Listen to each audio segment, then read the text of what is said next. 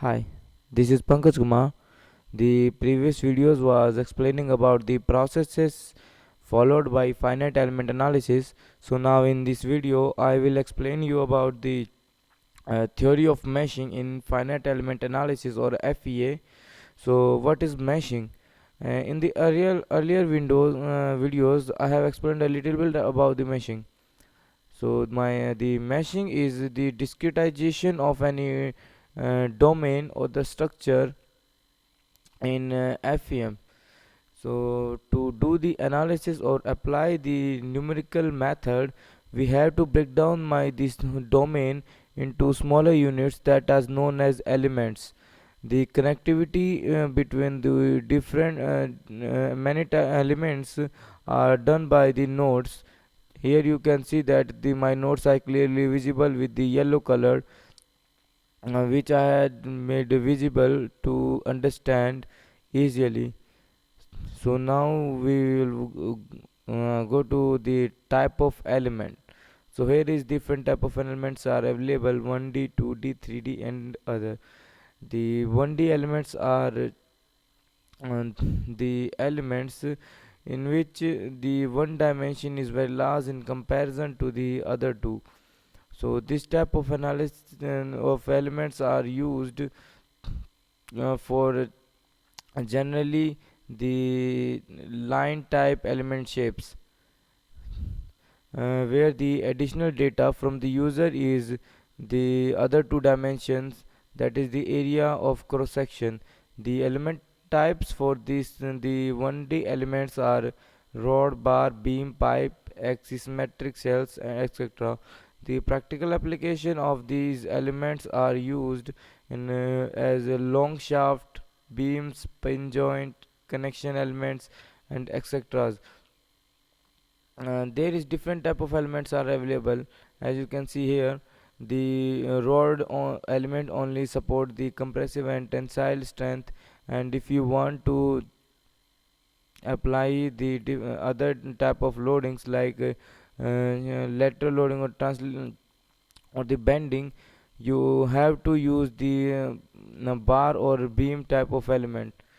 And then the 2D element, uh, in which the two dimensions are very large as comparison to the third one.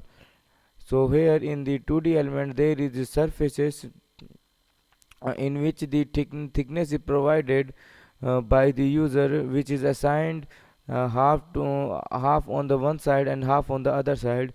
So for the 2D element there is different type of elements like thin shell, plates, membrane, plane stress, plane strain, axisymmetric solids are available. The practical application of the 2D elements are the sheet metal parts, plastic components like an instrument metal panel, and etc. For the uh, analysis of any plate like structure or the surfaces, you have to go for the 2D analysis.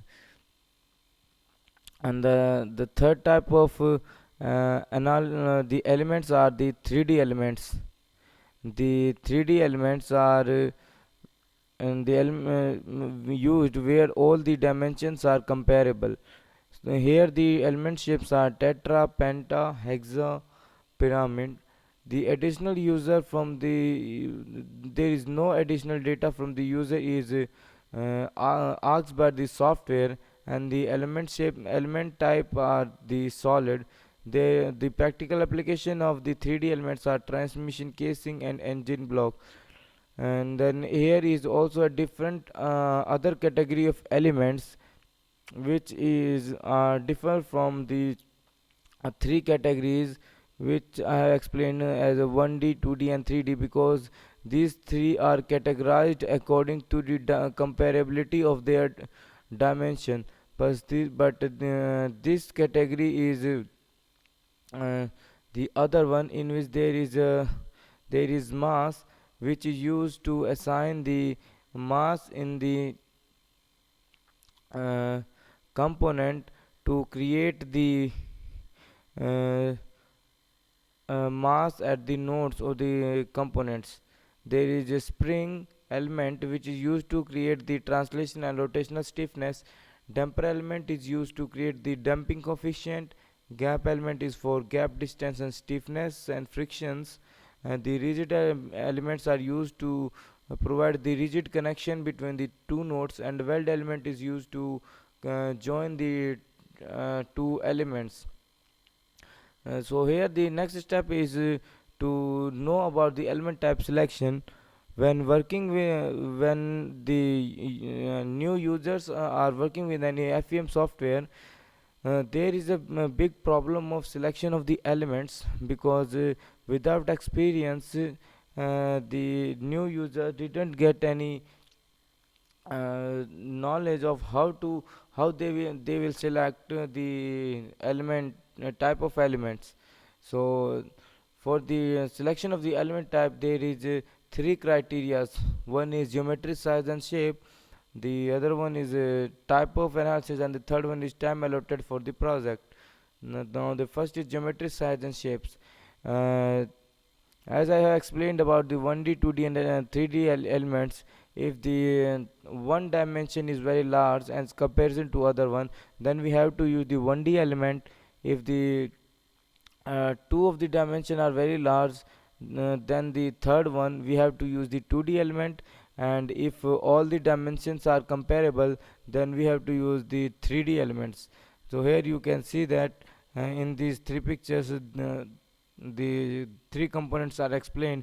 In the first one, the length or the x-axis is very large as comparison to y and z, but in this one surface, the x and z is very large as comparison to the y. But in this component, the x, y and z, all the three dimensions are comparable. And then the second one factor for the selection of the type of element is the type of analysis. If we are going for the structural and fatigue analysis, then the quad and hexa elements are preferred over the triad, tetras and penta, because the quad and hexa elements consume a little less time as comparison to the triad element for the calculation, and also these elements have stiffness less than the triads and tetras. So if you are using the tria and tetras in the access, then the software then the component may show the less deflection at the critical area. So it is advisable to use the maximum quad and hex element for any structural and fatigue type of analysis. If you are going for any crash and nonlinear analysis, then the priority is given to the mesh flow line and brick elements over the tetrahedron. And for the mold flow analysis, the triangular elements are preferred over the quadrilateral element. If there is a dynamic analysis, then the 2D shell elements are preferred over the 3D element, because the shell elements being less stiffer captures the mode shape accurately and with a few number of nodes and elements.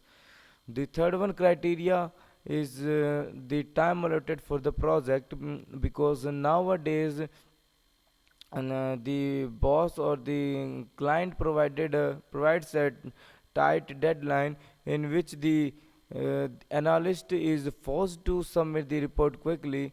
So if anytime this type of situation arrives, then we have to go for the to take the three steps. One is the automatic and batch meshing, in which the tool can be used to mesh the structure, which will not be too time consuming, and will provide a good quality, providing good quality. And the second one step is to use the tetras as use the tetra instead of the hexas, so that the automation will easily create the tetras. If you will use the hexas, then it will take more time to mesh and maintain the quality. And then third one step is that if you have to give an several component in which some parts are having are the critical part, then you have to mesh the critical part appropriately and with the care, and you can mesh the other parts which are not too much critical with the coarse size, and you may also represent them by the 1D beams and spring etc. Then one main the one also when the other one problem for the new user is how he can decide the element length. So based on the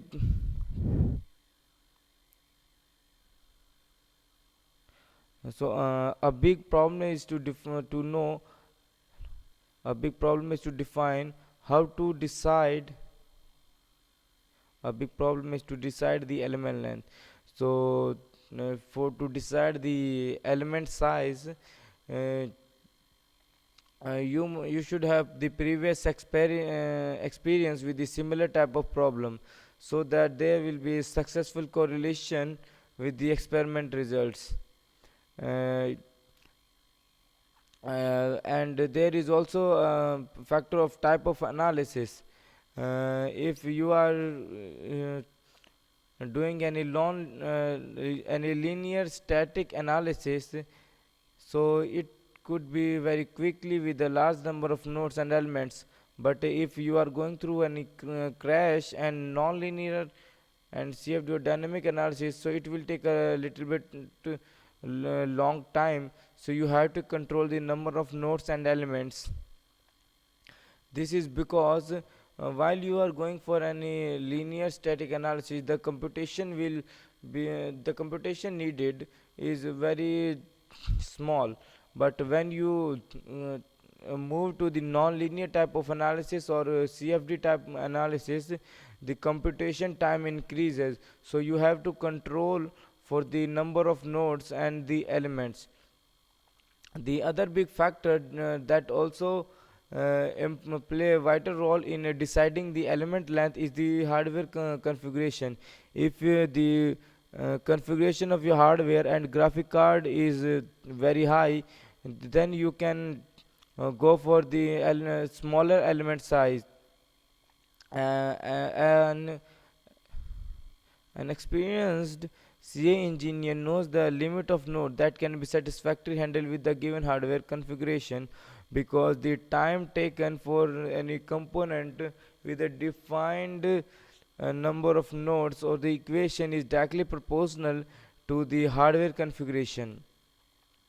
So now we have to know how to start with the meshing. So before starting with the mesh, you have to spend a sufficient amount to study the geometry, that how you can start mesh, or how you can simplify the geometry. And there is also a need of mental visualization of the steps to create a good mesh and in the right direction. Then after the spending a sufficient amount of time to the geometry, you have to estimate the time. So after spending a sufficient amount of time to study the geometry, we move to the time estimation, because now nowadays the boss or the client specified the estimated time for the job, uh, and he have to and the analyst have to do the analysis in that deadline time. But the time decided is should be based on the mutual understanding, because there is a lot of difference between the time estimation by the different engineers. If the same problem is estimated for the time by a experienced engineer, will be 2 or 3 times less as per the estimated by the unexperienced person. So there should be a mutual understanding between the analyst and the time estimating people. And if the similar kind of job is given to the same engineer again and again, the meshing time will reduce drastically. And the third one is to check the geometry, because why you are importing the geometry from the CAD file or in IGS or other format, then there may be some defeaturing or the features which may give problem in maintaining the quality of the mesh, which may be free edges, square line, duplicate surfaces, small fillets, small holes, beads, and intersection of the part. Then for these defeatings or the unwanted features, you have to simplify your geometry, and after the simplifying your geometry, you can proceed for the meshing. Then there is also other one method of meshing or simplifying your geometry, that if your component is having the symmetry, then you can divide the component into small symmetrical subparts. As you can see here in this model, my component is symmetric about the two planes, so I have divided this component into two plane, and the small one part comes to me.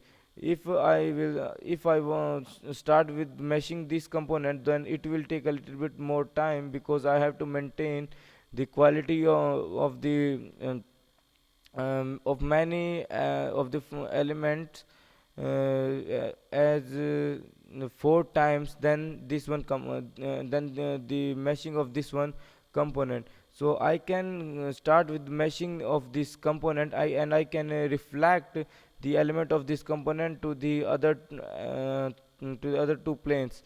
So it is also advisable that if there is symmetry of any component, then you have to divide the component through the planes or the symmetric axis, and then proceed for the meshing, so that it will take a little bit time to maintain the quality. Then the other one is the selection of the type of element. As you know, in the real life, we can rarely use only one type of element. So there is also a need, there is a need of different combination of element, with 1D, 2D, 3D, and other. So as you can see in this figure, we to handle the bucket problem, the handle of this bucket is modeled by the beam 1D element, and the bucket body is used as the shell 2D element, and the connection between the handle and the bucket is through the rigid element. So there is a combination of different elements used. And thank you.